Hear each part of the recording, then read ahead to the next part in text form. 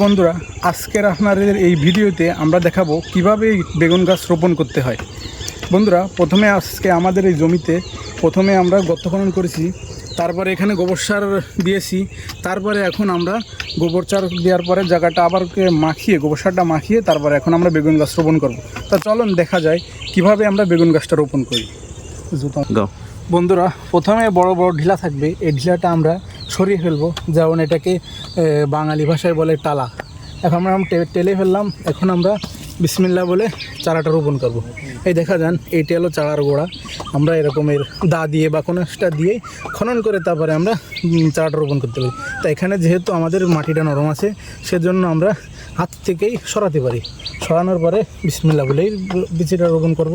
চারাটা এরকম দিয়ে এই যে সুন্দরভাবে আমরা চারাটা লাগিয়ে ফেললাম। এখানে মাত্র দুটো চারা রোপণ হবে।